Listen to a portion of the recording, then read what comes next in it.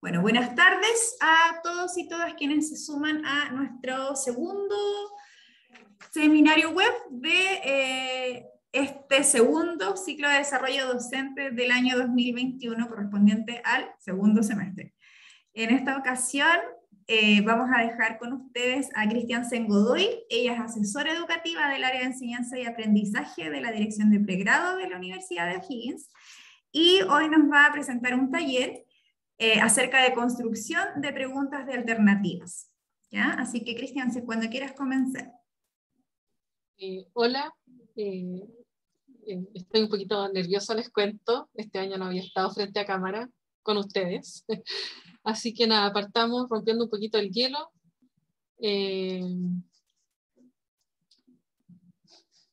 ¿Cómo están hoy? ¿Cómo se sienten hoy? En la escala de pinturas célebres. ¿Con qué ánimo estamos aquí ahora? Yo estoy como el monito del 1. Entonces, si quieren escribir ahí en el chat su número. Ya vamos respondiendo en el chat. Hay 9. Pamela está 9. Uy, se nos borra. 2. Muy bien. 6. Ha estado pesada esta semana corta. Oh, ¿quién está 8? Qué envidia, Julio. Julio. Yo quiero llegar a ese estado del 8, sí, definitivamente. Bueno, ojalá que al final de nuestra actividad estemos todos en modo 8, digámoslo así. Bueno, la idea de esta actividad es que darles algunas orientaciones para revisar siempre los materiales que se tienen, que se diseñan. Ya a veces se nos van algunos pequeños detalles, digamos, en la premura de preparar todo, ¿cierto?, en nuestro quehacer docente. Entonces, de ahí surge este taller, ¿cierto?, que le puse por nombre Directrices para elaboración de ítems de selección múltiple. En general, en la literatura hay bastante información respecto a directrices. Yo me guié por aquellos que reducen, digamos, porque a veces uno puede encontrar 50, 60 orientaciones como muy detalladas. Yo la reduje bastante y las acomodé, digamos, en tres grandes líneas, ¿cierto? Orientaciones sobre la elección del contenido. ¿Sí? ¿Alguien habló? No sé si se le quedó el micrófono abierto, quiere preguntar algo. No, me parece que ingresó después con el micrófono abierto, así que bueno. ya estoy revisando, voy a ir silenciando en caso de... Dale. La idea es que igual podamos comentar de manera bien orgánica lo que vaya surgiendo ante las orientaciones que voy a ir comentando. Ya entonces tiene 3 líneas sobre la elección del contenido, sobre la expresión del contenido y sobre la construcción misma de las opciones. Ya esas van a ser como las 3 grandes líneas. Va a ser como muy buena idea, mala idea, ¿ya? Cosa de que tengamos como un ejemplo concreto de qué hacer o qué no hacer en nuestras pruebas. Bien, y sin darle más vuelta, entremos en materia. Una de las primeras directrices que aparece en la literatura es que el contenido debe ser, como dice ahí, una muestra representativa del contenido recogido de una tabla de especificación, ¿ya? Evitando ítems triviales. Y esto implica hartas cosas. Primero, que hay que construir una tabla de especificación, que eso per se es tendríamos que hacer un taller completo para ver una tabla, pero la idea es que ustedes tengan muy claro su red de contenidos, cuáles son los conceptos clave y ver a priori, antes de diseñar un instrumento completo, ojalá ustedes decir ya, esta unidad se trató más en profundidad, por lo tanto vamos a tener, qué sé yo, 6 reactivos, 6 ítems, en la otra 5 y así. La idea es que se corresponda y no caer en cosas que de repente pasan, y yo creo que a más de alguno nos pasó en nuestra historia académica, en que nos aparece una pregunta como la que está en pantalla, ¿cierto? Y preguntan básicamente más o menos a qué altura aparece a qué altura del libro aparece el cronograma sobre la Revolución Francesa, en el libro de referencia. Y puede parecer como un poco burdo el ejemplo, pero es clásico que cuando, por ejemplo, en las asignaturas más humanistas, te preguntan, no sé, qué vestido usaba el personaje en tal momento. Y uno, pucha, para ver si uno leyó el libro o no, si usaba zapatos rojos, el vestido era azul, qué sé yo. Como para pillar al estudiante. La idea justamente es evitar ese tipo de preguntas. ¿Y cómo lo podemos evitar? Básicamente teniendo bien clara la tabla de especificaciones, qué contenidos queremos abordar. Entonces esto, usted no lo haga, ¿ya? O sea, que no se nos cuele algo por ahí, o algo similar, ya no digo que sea algo tan igual, pero similar, traten de evitarlo. Y esto también va enlazado con esta otra recomendación que dice que la representatividad, ¿cierto?, deberá marcar lo sencillo o lo complejo, lo concreto o lo abstracto, dice ahí, lo memorístico o de razonamiento que deba ser el ítem, así como el modo de expresarlo. O sea, que el ítem sea claro. Si yo voy a evaluar pensamiento abstracto, hay que asegurarse de que efectivamente esté redactado de manera tal que yo esté midiendo eso que yo digo y declaro que voy a medir, ¿ya? En este caso, por ejemplo, un buen caso es este ejercicio, por ejemplo. Si yo quisiera estudiar, ver, por ejemplo, el pensamiento abstracto, aquí yo podría verlo a través de este ítem, ¿cierto? Porque estoy generando una secuencia y estoy pidiendo completar. Ya hay una operación mental superior que hay que hacer para lograr esto. Entonces, la idea es que esté en concordancia lo que yo deseo elicitar, digamos, de los estudiantes versus lo que realmente está escrito en el ítem. Muchas veces las preguntas incluso tienen más de un verbo, digamos, más de una acción cognitiva mezclada. Y esas preguntas al final no nos sirven para retroalimentar al estudiante, porque no sabemos en qué se equivocó, dónde está realmente la falla. ¿Ya? Otra recomendación, entonces, sería, y ya estamos cambiando como de categoría en tanto la expresión del contenido, la idea es que lo principal esté siempre en el enunciado y que no sean tan largas la alternativa, ¿ya? Entonces hay que cuidar ahí, como dice ahí, la sintáctica y la semántica para que todo esté más o menos ordenado y la lectura en sí de las alternativas no sea una dificultad más para el estudiante. Y que no se agregue, que al final sepamos que el estudiante sí comprende o no comprende o lo que ustedes están pidiendo versus la capacidad de concentrarse para entender lo que quiso decir o que se confundió en las alternativas porque la redacción no era clara, qué sé yo. Entonces acá hay un enunciado que pregunta sobre la sublimación en física, ¿cierto? Entonces, en física la sublimación, 2 puntos, y va desarrollando las diferentes alternativas. Este mismo enunciado podría quedar mucho mejor de esta otra manera. El enunciado contiene la parte principal. En física se denomina sublimación a un cambio de materia. 2 puntos. Y aquí está lo esencial, lo que queremos saber, ¿cierto? El cambio de estado. Porque eso es lo importante. ¿Ya? Entonces ahí la alternativa queda limpia en ese sentido. Y es más fácil para el estudiante resolver de esta manera. ¿Ya? Entonces hay un ejemplo que no, y tenemos un ejemplo que sí. ¿Ya?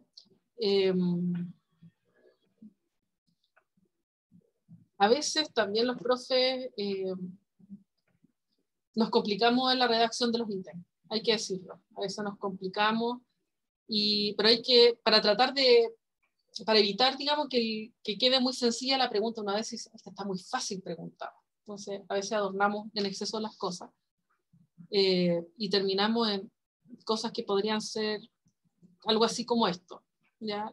El enunciado dice: la población en la que radican la sede de los órganos políticos, judiciales y legislativos, además de la de muchos agentes económicos que constituye la cabeza del Estado, llamado usualmente trasalpino, es... Y aquí al final lo que la persona está queriendo preguntar, ¿es la capital de Italia? Y yo estoy seguro que leyendo todo esto, nadie entendió que se le estaba preguntando la capital de Italia al estudiante. ¿Cuál era? Entonces, ese tipo de cosas le puede pasar a los estudiantes con nuestros enunciados. Hay que tener ojo ahí. Entonces esto, bueno, sería lo adecuado.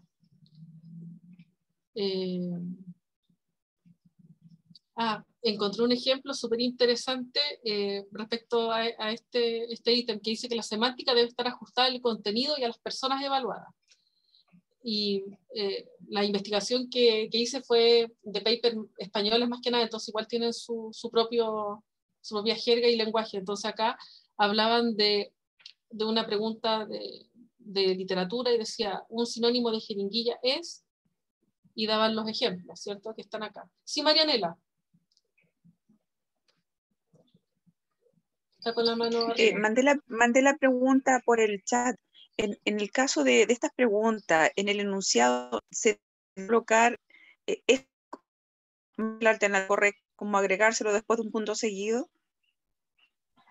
Ya, eso es una muy buena pregunta, y tiene que ver con recomendaciones que son como anexas a las que yo les voy a mostrar. Pero en general, la idea es que no le hagamos trampa al estudiante, y voy a tener que hacer un spoiler, no hay que usar cosas en negativo, o decir la que no es, o la más correcta. O sea, la idea es que ojalá la respuesta de la alternativa sea la correcta, y que no tenga ambigüedades, ¿ya? Y que no le pidamos que haga la operación contraria, cuál marque la correcta. O sea, existe la posibilidad de que se supone que uno tiene que en una prueba marcar lo que es correcto, ¿ya? Entonces, en la medida en que la prueba la generamos así y no ponemos cosas en negativo, todos sean afirmaciones, todos sean positivos, que sea lo correcto, y tratar de evitar el excepto, el ninguno, el todos, el alguno. Todas esas cosas confunden. Entonces está como poco recomendado el uso.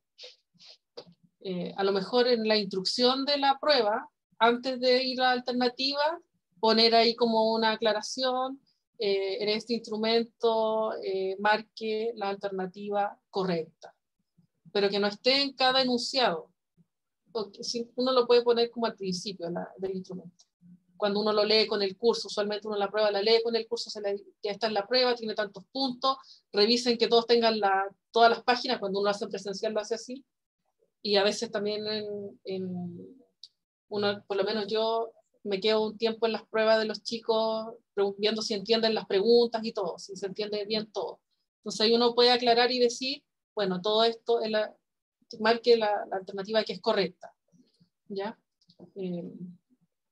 Bien, como les iba diciendo, en la expresión del contenido del ítem, acá preguntaban, un sinónimo de jeringuilla es mandanga, pilula, camisa. Yo no sabía de qué se trataba esto, entonces me metí a leer, y resulta que, claro, o sea, este ítem solamente se justificaría si el contenido puntual se trata de conocer la jerga en el mundo de la droga, por ejemplo, o de las personas con adicciones.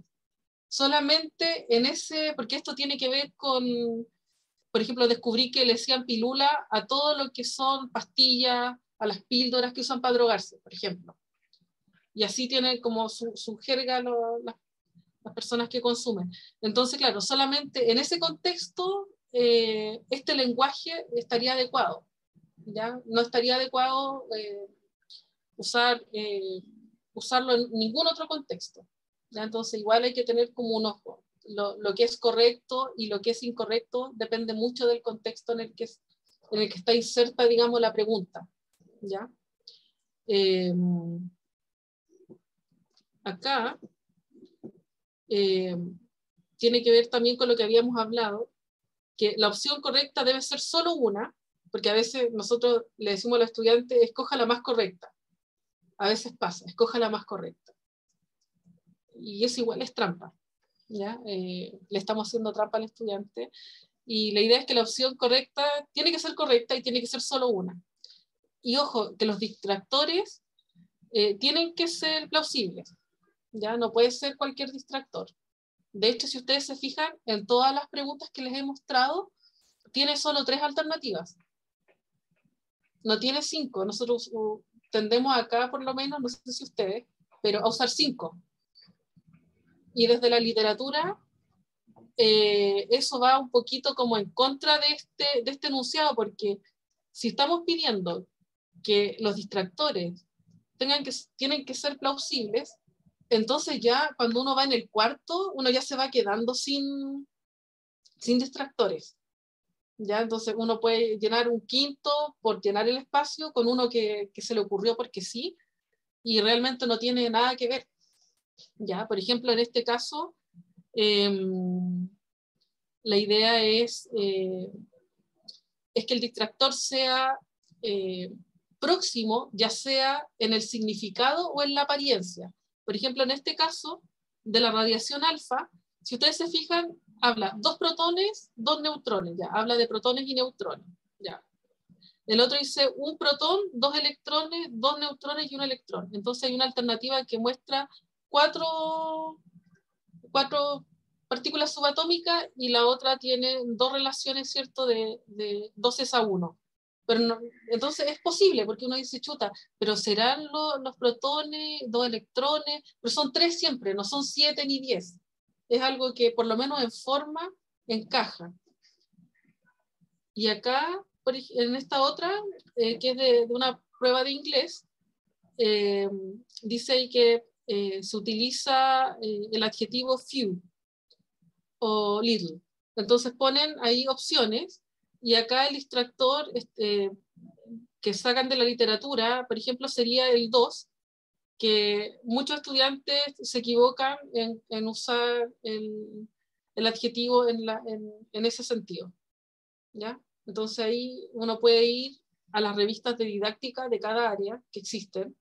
Existen revistas de didáctica de asignaturas universitarias, donde ustedes pueden ver inventarios de ideas alternativas de los estudiantes y exploraciones de los conceptos súper específicos. Yo lo último que leí para una clase mía en particular fue el concepto de metabolismo en estudiantes de química y farmacia, del metabolismo de los carbohidratos en particular, así una cosa súper específica.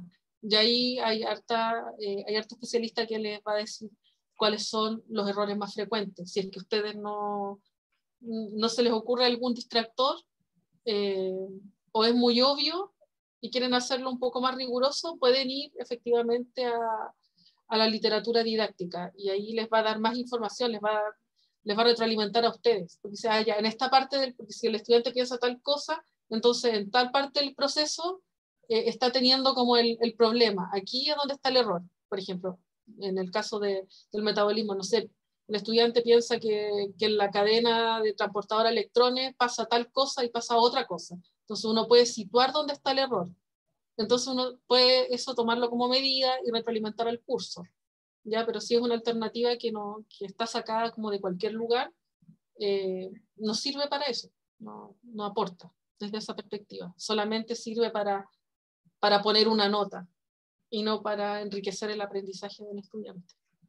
¿Ya? Entonces, en este caso, las 2 alternativas estarían adecuadas. Algo súper evidente, pero puede pasar que ojalá que todas las opciones estén repartidas en distintas ubicaciones y que el azar no influya, digamos, en que esto tiene un patrón, la profesora pone, no sé, A, C, C, C, B, y otra vez A, no sé, y que le puedan adivinar como un patrón. La idea es que estén al azar ubicadas, ¿ya? En la hoja de respuesta. Aquí yo pongo una hoja de respuesta a la antigua, ¿ya? Pero ustedes me entienden que la idea es que no se repita siempre que la A sea la correcta, o la B o la C. ¿Ya? Y algo importante que de repente se nos puede ir por los formatos virtuales, que las opciones tienen que ir en vertical. Usualmente dice ahí, porque hay casos excepcionales. Por ejemplo, esto no es recomendado, lo que estamos viendo. Que se pongan en horizontal, digamos, y esto distrae la lectura. De ahí puede llevar a error al estudiante. ¿Ya? ¿Cuándo esta configuración sí se puede usar?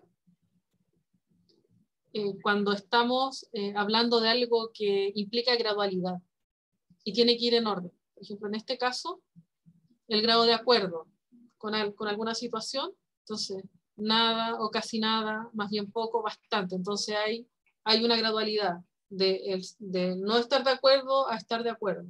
Ahí sí se puede poner en horizontal, siempre y cuando estén en ese orden. ¿Ya? Que exista gradualidad. ¿Qué más?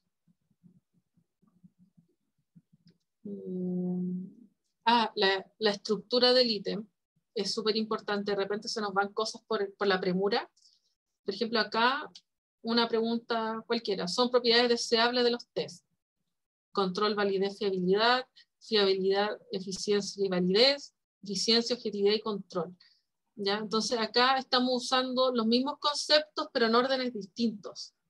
¿Ya? En una tengo control al inicio, en otra tengo control al final, en una tengo validez en segundo lugar, en la otra tengo validez en el último lugar. Y eso también confunde la lectura. Y nos ayuda, digamos, a abordar la problemática. Entonces la idea es que si ustedes utilizan los conceptos, se repiten en la 1, en la 2 y la 3 en este caso, la idea es que los ordenen. Que se los presenten como está en el segundo ejemplo, que validez, fiabilidad y control, validez, fiabilidad y eficiencia. ¿Ya? Entonces ahí es más fácil la lectura. También.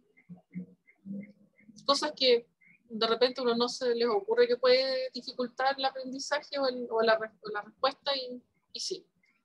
¿Ya? Y respecto a esta misma estructura, cuando son asignaturas matemáticas es lo mismo. La idea es que exista una gradualidad en la respuesta. En este caso va en orden creciente. 80, 120, 160. Eso también ayuda a contestar mejor, a despejar.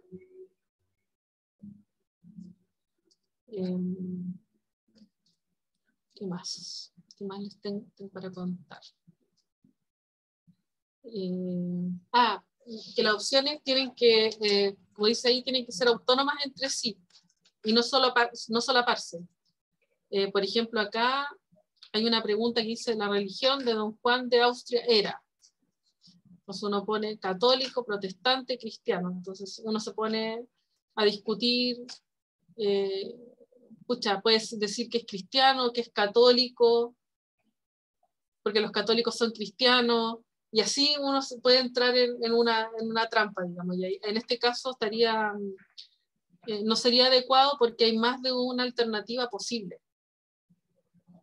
¿Ya? Porque si ustedes esperan que les conteste que era católico, pero el estudiante pone cristiano, no estaría mal en este caso, porque está en la categoría, digamos. Entonces ahí sería doloso, digamos, poner una alternativa así. Pequeños detalles.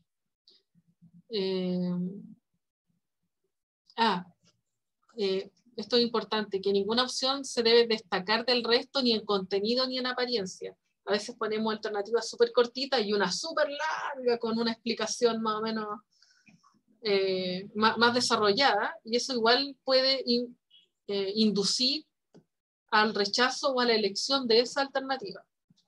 Ya en este caso hay unas preguntitas sobre las taltuzas, ¿cierto? Son animales, roedores, anfibios, reptiles. Aquí no hay problema, ya, porque está como ordenadito, ninguna es más larga que otra. Y acá la misma pregunta: son animales roedores, herramientas de artesanía, canciones étnicas. Si uno no sabe lo que es una taltuza, en realidad como que ninguna opción les diría así como: esta es corta, esta puede ser, o esta es muy larga, está bien desarrollada, esta también puede ser. no les da ese indicio. O sea, uno sabe o no sabe lo que son las taltuzas. ¿Saben lo que son las taltuzas a todo esto? ¿Qué contestarían acá, en la primera? ¿Qué se les ocurre? ¿Roedor, anfibio, reptil? ¿Alguna hipótesis? Para que probemos que esto es verdadero también. ¿Ya? Son ratones. Son como unos ratones tipo castor. Tienen unos dientecitos. Sí, son roedores. ¿Ya? Entonces, en este caso, son roedores. Y la 1 sería la correcta en ambas alternativas. ¿Ya? Pero eso es la gracia, que sin saber lo que son, ya la alternativa, la estructura en sí no me indica, no induce. ¿Ya? Y esa es la idea.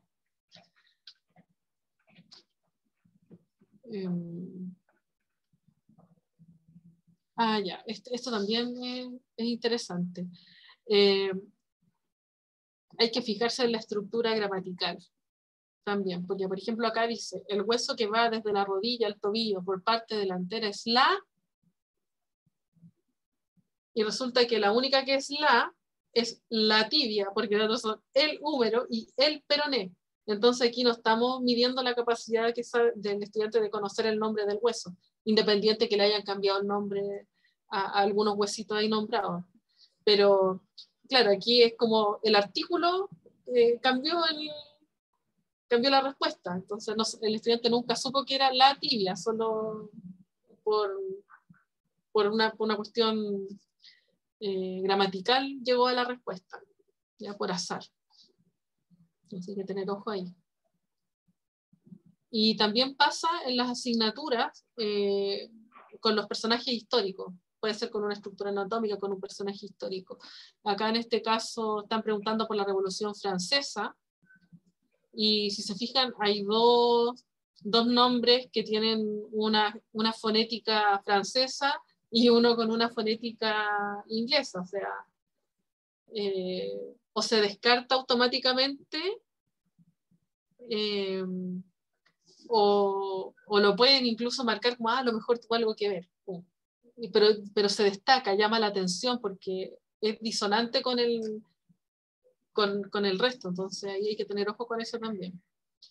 Entonces esto, no. Bueno, como les dije, eran directrices, pequeños tips para tener en cuenta, y lo que les comentaba también, tratar de no usar negativos siempre, ninguno, todos, y algo que me dolió en el corazón porque yo lo usaba hasta hace poco, era que tratar de no usar, no se aconseja el uso de las preguntas de selección múltiple complejas. ¿Cuáles son esas? Cuando ustedes ponen alternativas, después 1 y 5, 1, 2 y 3, solo 1, 2 y no sé, todas, ninguna. O sea, ahí ya el vicio completo, entre que las ponemos que es compleja y que todas y ninguna, ya matamos al pobre estudiante con eso. ¿Ya? No están recomendadas por la literatura. Y lo que se aconseja, como les decía, era tres opciones. Eso. Ahora ya hablé mucho, entonces ahora reflexionemos grupalmente y tenían en mente esto cuando ustedes redactan sus pruebas. ¿Lo consideraron alguna vez? Y si lo han utilizado, estas alternativas poco recomendadas, ¿con qué objetivo lo han hecho? Eso, abro el micrófono. Comenten ustedes ahora. Era cortito, ¿eh? Traté de no darle la lata. Eso, comenten. ¿Qué les parece? 5 alternativas está bien. Disienten.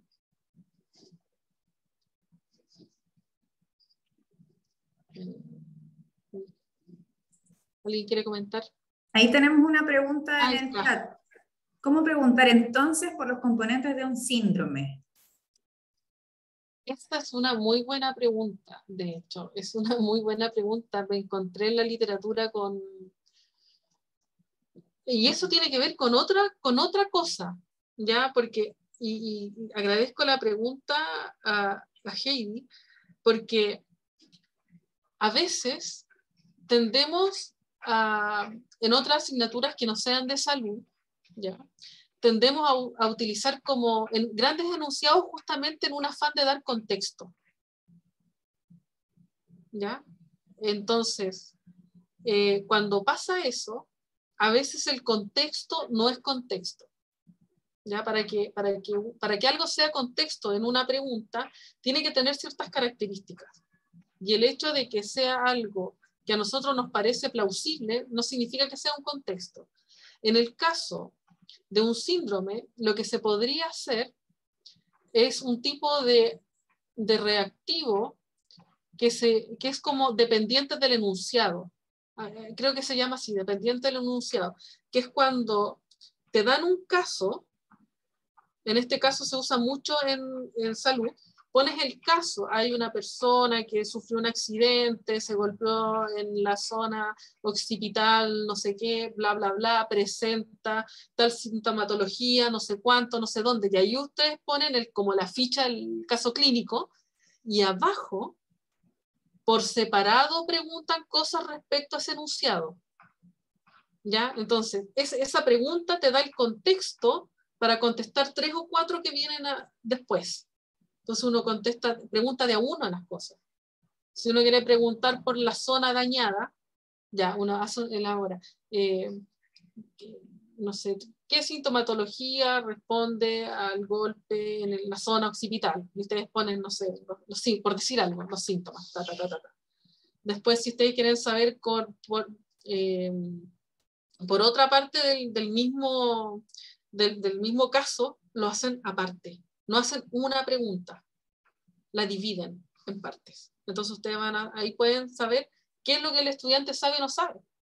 Porque a lo mejor el estudiante puede dar al tiro con el diagnóstico súper bien, pero a lo mejor hay una parte de todo el caso que no la asocia, que le quedó suelta, digamos. Porque a veces las preguntas son así como, ya hay todo esto, ¿y qué tiene el paciente, por decirlo así? Chuta, A, B, C, D. Pero, ¿y realmente analizó todos los elementos que están en juego? ¿Consideró todas las variables? En el caso de la clínica, le preguntó todo esto, le hizo todos esos exámenes, no sé, etcétera. Yo no sé de medicina, pero me imagino yo que todas esas variables influyen, ¿ya? Entonces ahí yo usaría ese tipo de ítem, que es como dependiente del enunciado. Un gran enunciado con el caso y pequeñas preguntas abajo. No sé si respondo, Heidi. En todo caso, la gente de salud lo trabaja muy bien, eso. O sea, en sus casos... Me temo que no. ¿En serio? Cuénteme, No, cuénteme. es que no se refiere, perdón que no lo haga por el chat porque me demoro 100 en escribir, pero el problema es diferente. Mira, cuando tiene un caso clínico, estamos súper bien, es súper claro, porque nosotros relatamos un caso clínico y damos 3 o 4 alternativas de diagnóstico. ¿Ah? Reumático, nefrótico, nefrítico, por decir cualquier cuestión que no tiene nada que ver en todo caso. No es esa la pregunta. Es cuando uno tiene que enfrentar al estudiante a muchos síntomas, que es lo que se da en la vida real, porque en la vida real no llega un niño con solamente las cositas que componen el síndrome no sé cuánto. Entonces uno dice ya, tiene proteinuria, tiene albuminuria, tiene glucorraquia, tiene hiperglicemia, tiene cualquier cuestión. Aquí, ¿cuáles son de todos esos signos o síntomas los que componen el síndrome nefrótico? Entonces, 1 y 4, 3 y 2, 2 y 1, sí, no veo otra forma. Entiendo. Ahora ya la veo en...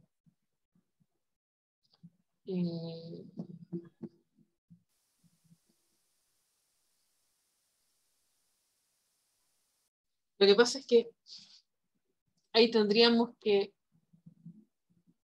poner, es que ahí se podría poner en alternativas, en vez de hacer los 1, 3 y 4, no sé qué, hacer alternativas, a lo mejor entre 3 y 5, cuáles de todo esto tienen que ver con el síndrome nefrótico, y uno pone la alternativa, tal A, B, C, D, E, en la primera, pum, listo, y la hace larga nomás, con los 5 síntomas, y listo. y es lo mismo que al final escogerla en 1 y 3, 1 y 5, 2 y 5, no sé si me explico.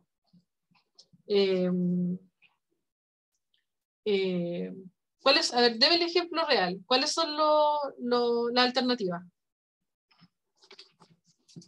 Es que, por ejemplo, para diferenciar un síndrome nefrótico de un síndrome nefrítico. ¿Ya? El síndrome nefrótico va a tener proteinuria, va a tener hipoalbuminemia, va a tener hipercolesterolemia, y ¿qué otra podríamos ponerle? Y una cuestión que no tenga nada que ver, y va a tener fiebre. Y el nefrítico va a tener hipertensión arterial, ¿Ya? puede tener proteinuria, pero poco. Tiene glóbulos rojos en la orina. ¿Ya? Y tiene, no sé, algo que se mezcle. Puede tener edema, que podrían tener los dos tener edema. Ya, tengo claro entonces lo que es el nefrítico y el nefrótico. Y lo que usted quiere saber es que diferencie el uno de otro. Claro, porque Ya, llega un niño que tiene ta. Entonces, Ya. yo ahí le pondría justamente llega un paciente con sospecha de tal, o no sé, con sospecha de... Y las alternativas tendrían que ser justamente A, por ejemplo, proteinuria, hipoalbuminuria, coma, para que no esté bien, edema, B, y ahí uno le va mezclando en el A, B y en el C, y no es necesario hacerle la 1 y 3, no sé si me explico. Entonces la B a lo mejor podría estar completa, ya si queremos que sea el nefrótico, ahí le ponemos las alternativas correctas. Ya, B, proteinuria, coma, hipoalbuminuria, coma, colesterolemia, coma, no sé. Y ahí uno le pone la alternativa correcta, para que no sea tanto trapasigia, porque el problema está en mirar arriba, mirar abajo en la prueba, o sea, subir, ya estas son las alternativas, uno marca, uno usualmente en el papel va marcando, ¿cierto? Raya, tacha, y todo ese proceso oscurece al final el tema. Entonces igual se puede hacer la misma alternativa con las mismas componentes, pero A, B, C, D. Va a ser menos combinaciones a lo mejor. Ya, 5, porque es salud, pensemos. Porque es muy importante, porque si no saben se muere alguien. ¿Ya? 5 alternativas, no 3. Pero se puede. Yo, por lo menos, según yo, se puede. Así como lo entiendo. Como que me imaginé la pregunta, me imaginé la respuesta. Pero hacer reactivos igual requiere, es demandante. No es un ejercicio fácil. Dar con el enunciado adecuado, con las alternativas adecuadas. No es fácil. Ahí no hay respuesta correcta, porque aquí además una cosa es lo que se recomienda pedagógicamente y hay que también eso conjugarlo con la expertise del especialista, con lo que dice Heidi. ¿Ya? Entonces necesito que el estudiante tenga esta habilidad.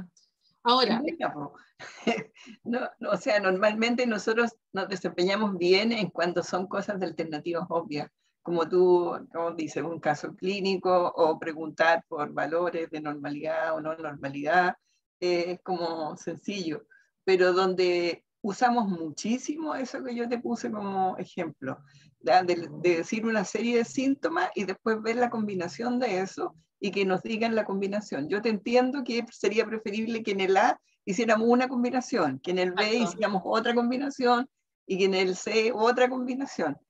Eso es lo que te entiendo, que Sí, sería lo recomendable, ¿cierto? eso.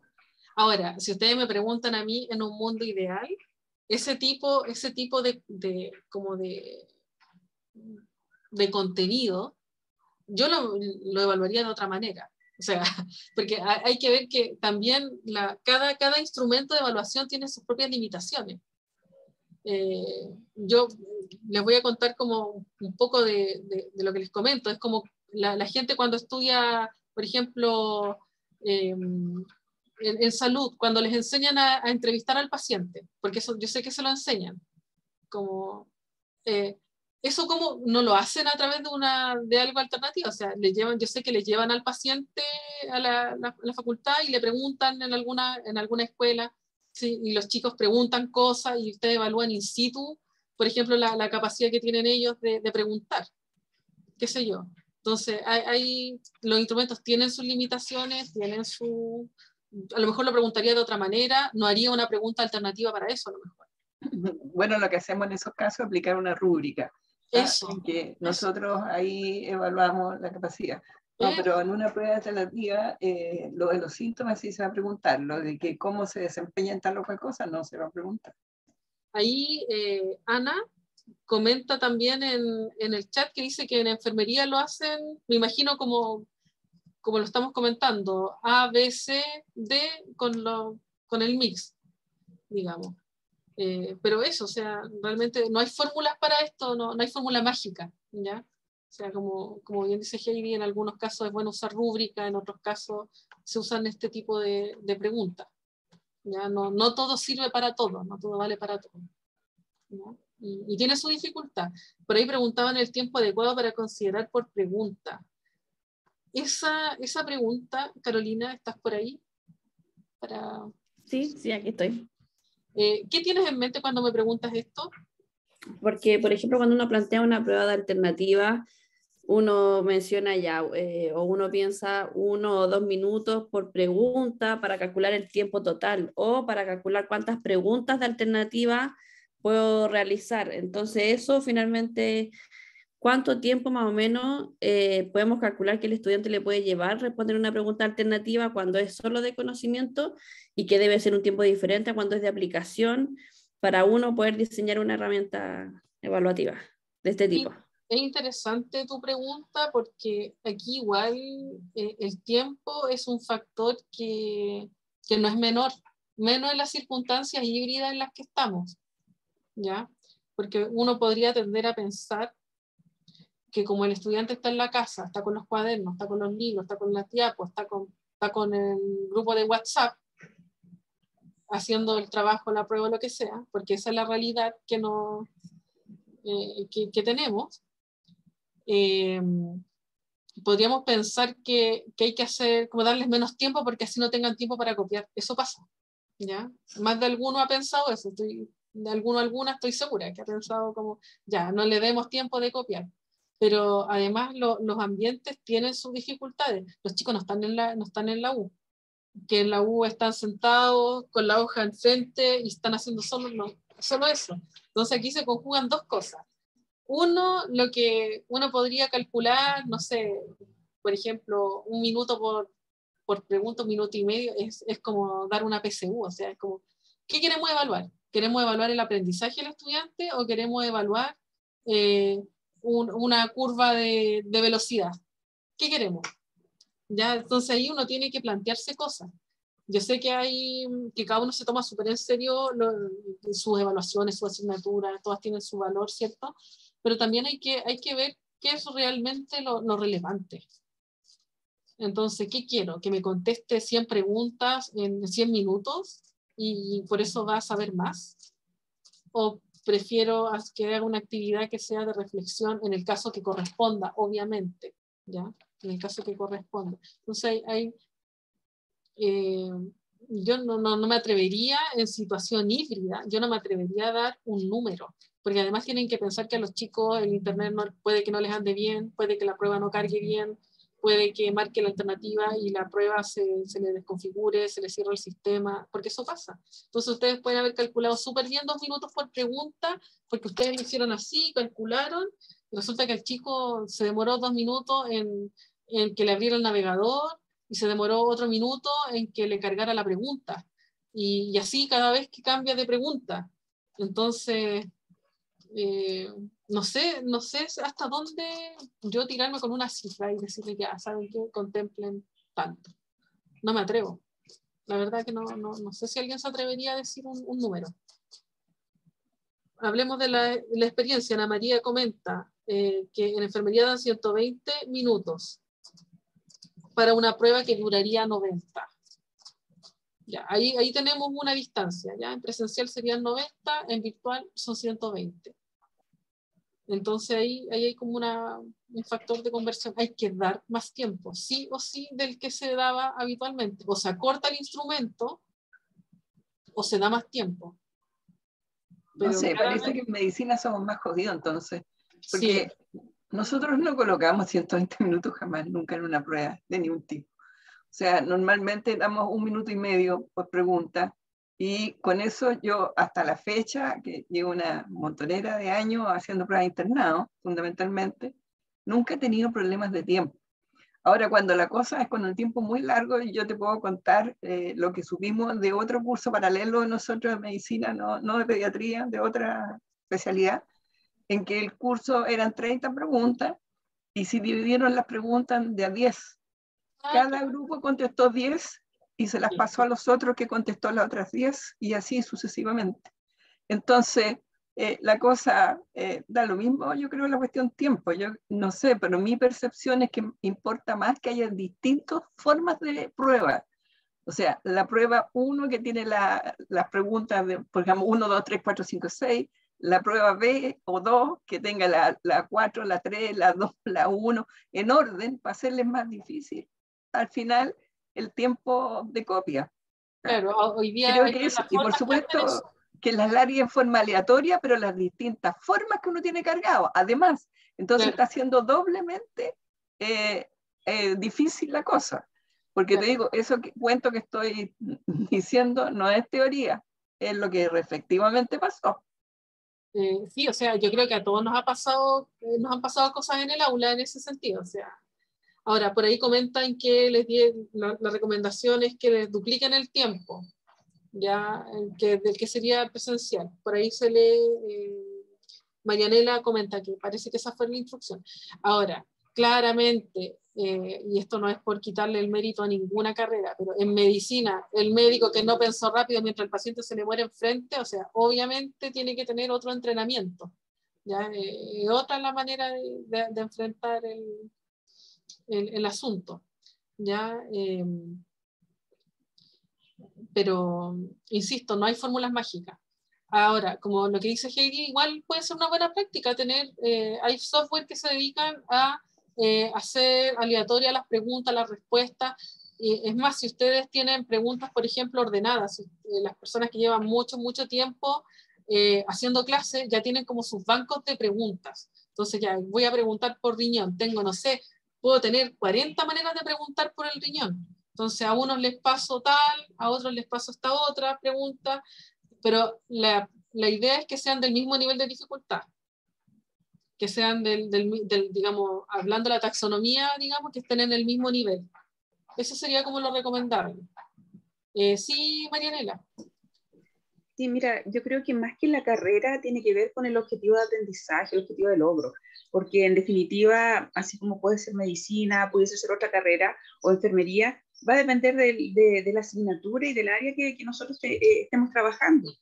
Claro. Más que como para ir generando esta reacción como más rápida, es un poco lo que creo yo en ese sentido, para definir los tiempos. Estoy muy de acuerdo contigo. El objetivo de aprendizaje esa es la directriz, de hecho. Sí, muy de acuerdo. Claro, también como comenta Tania, qué competencia tributa la evaluación, en qué nivel se encuentra. Todos esos son factores que influyen. Entonces, claramente lo que se hace en un primer semestre o en un primer año no es lo mismo que se hace en cuarto o en quinto. ¿Ya? No es igual. ¿Ya? Ahora, como les digo, no hay fórmula, estas son cuestiones más estándar que tienen que ver con la forma. Porque se fijan, yo no hablé de tiempo en ningún momento. ¿Cuánto tiempo? Sino simplemente cómo limpiar la pregunta, nada más. Básicamente es eso. ¿Ya?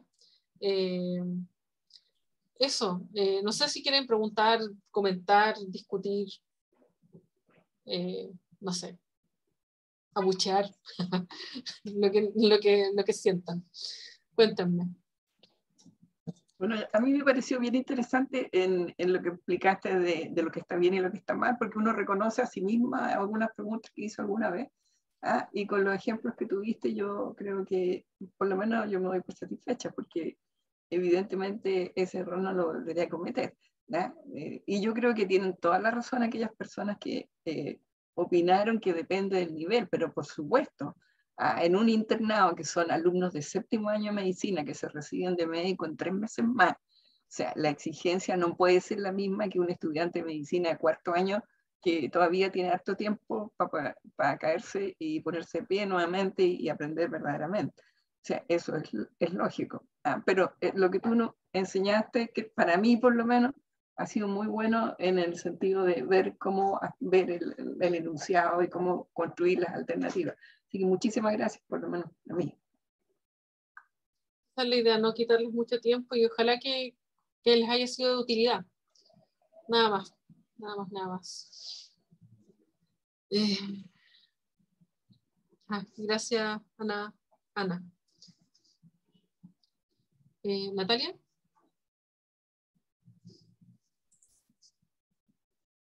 Sí, me parece que ya no hay más preguntas, ¿verdad? ¿Comentarios?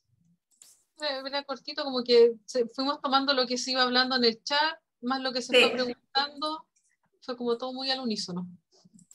Súper. Eso, la idea no es saturar a los profes. Así que eso.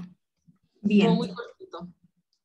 Genial, ahí aplausos en las reacciones tenemos de parte de Julia. Súper, entonces, bueno, queremos agradecer a quienes estuvieron participando de esta sesión. Es grato saber que les resultó útil, que preparamos este tallercito bien breve, bien al hueso, era la intención.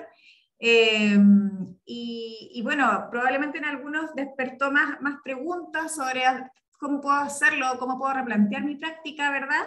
En función del nivel de mis estudiantes, en función de estas contingencias de temporalidad o de las plataformas que estamos usando, ¿verdad? O incluso de las características particulares de cada curso, porque sabemos que muchas veces varía también de grupo en grupo. Así que les agradecemos por participar, este ratito que se dieron para reflexionar sobre nuestra práctica docente, y los dejo invitados para mañana.